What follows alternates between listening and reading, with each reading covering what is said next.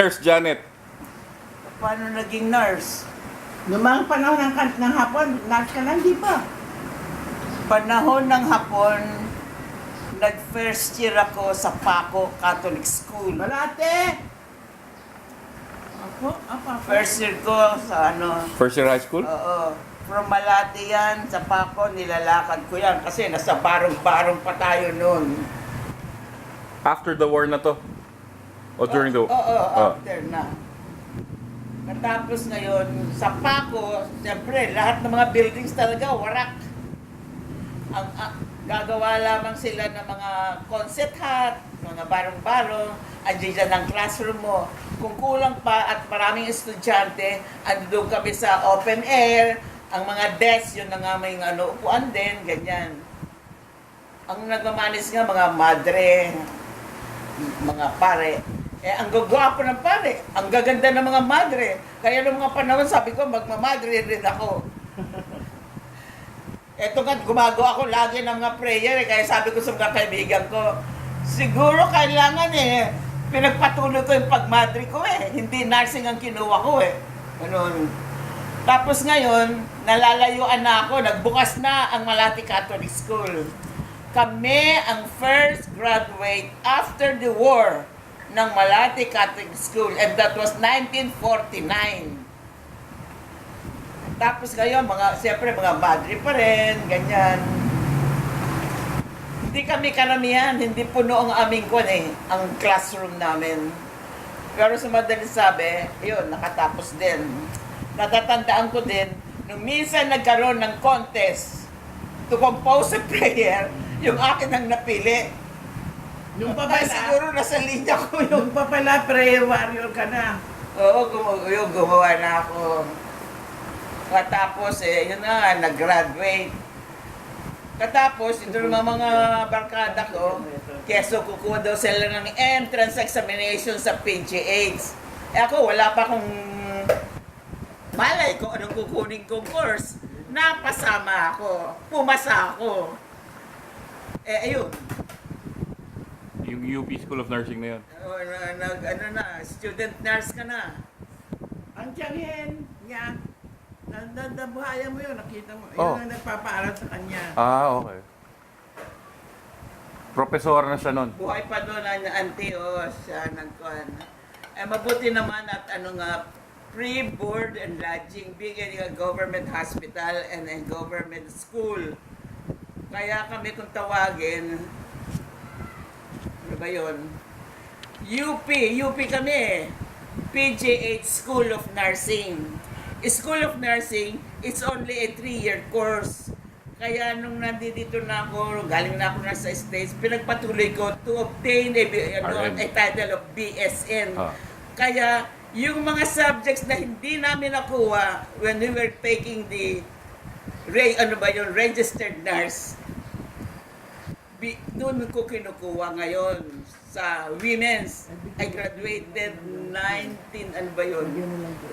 tagal na rin.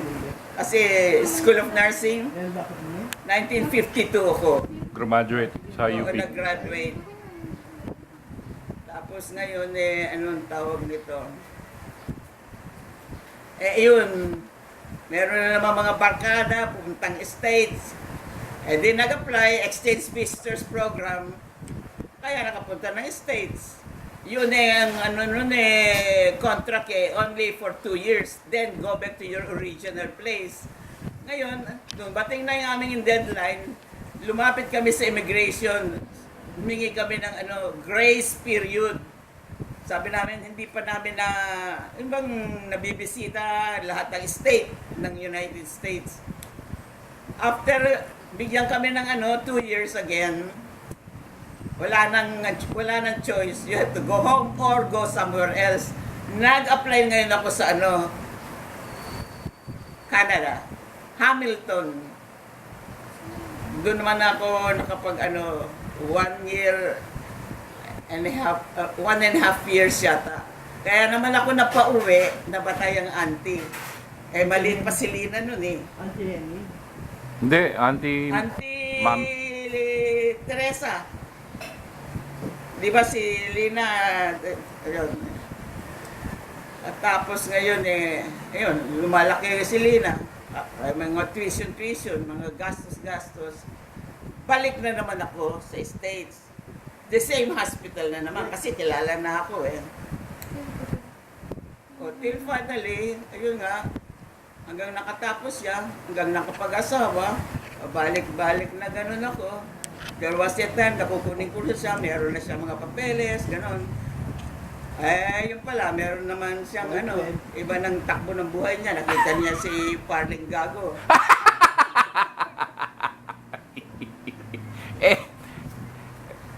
Saan kayo unang napunta na hospital nung exchange? Nag-exchange pa kayo? Yung exchange visitors program. Saan state? Sa Jersey Sa na? yun, sa Margaret Haig Maternity Hospital, Jersey City, New Jersey. Yun, yung grupo namin, Anong year yun? supposed to be What year? in the early 60s eh. Okay. Nung year na yung group namin na yun, yung Exchange Visitors Program nun, ang aim nun, yun nga, training, OBGYN yun. Akin yung mangga. Kakainin ko yan. Yeah, thank you. Tapos, bali, they're going there as a staff. Free board and lodging. Bibigyan ka ng stipend. Sabi ko, maliit itong perang itong ibibigay. Ayoko maging, yung parang training nila doon. I want to work as a staff nurse. Para malaki. Yun ang purpose mo para to earn eh. Bakit ka kukuha ng magaang-gaang na trabaho o maliit-liit na sweldo? Yun ang in-aim ko. Ayun na nga.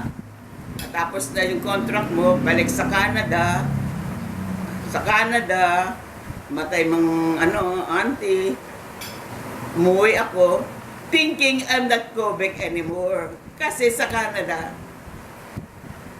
ang weather is it's a long winter. Short summer. Sana kung malakas ang katawan mo na accept mo yung extreme coldness. Hindi. Pero mo naman, above din ang snow.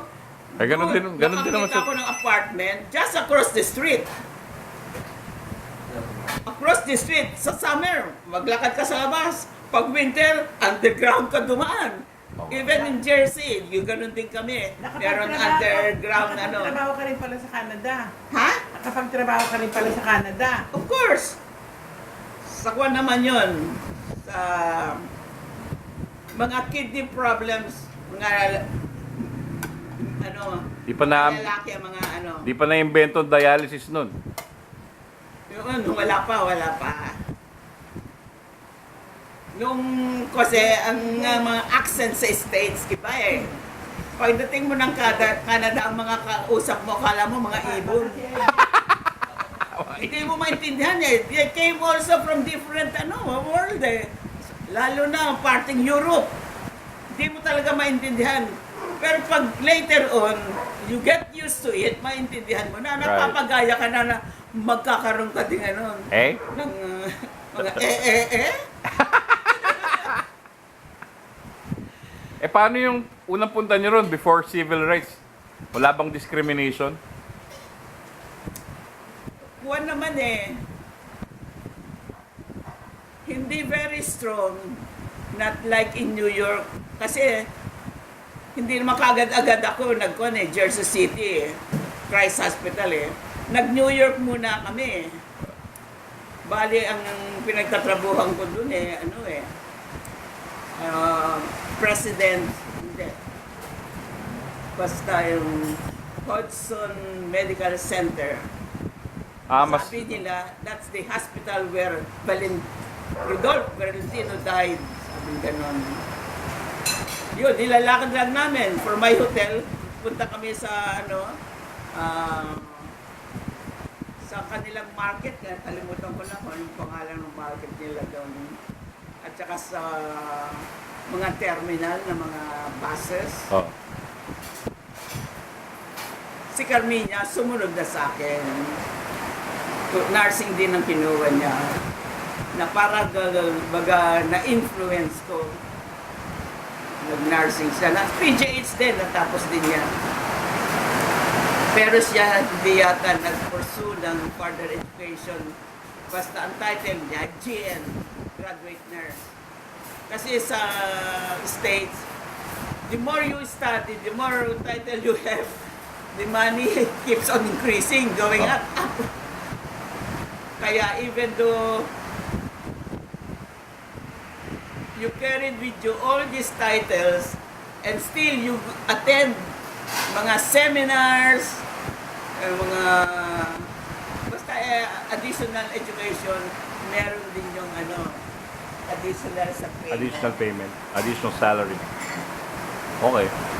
Bali, Canada and States, I was away for 25 years. Wow. Kaya on the 5th year na nag-apply na kami ng American citizenship eh. Ayoko din naman maging double citizen. Dalawang gobyerno ang babayaran mo. Ayoko naman i-give up ang US kasi bulok ang Philippine government. Oo nga. Wala, lahat under table eh. You cannot talk straight and get what you want eh. Kailangan mo ng pera, kailangan mo ng partido, kailangan mo ng connection. Sa state hindi ganun. At saka pag meron kang reklamo, inaasikaso ka. Halimbawa, Kaya pag kami nagpupunta sa mga kainan, unang-unang hinihingi niya manager. kaya ganun, parang bagang yung pagka-timid mo sa Pilipinas, you learn how to fight and reason out pagdating mo sa States. Correct. Ayaw mong magpa-under, lalo na yung mga colored people. Kala mo kung masino Nag-under sila. din ba sila? Ha? Mga colored people, nag-under din? Siyempre, meron din silang mga sariling parang katulad din natin. Just happen na colored people sila, yung mga negro. Oo nga, kala ko, sila, hindi sila pwedeng magsiga-siga.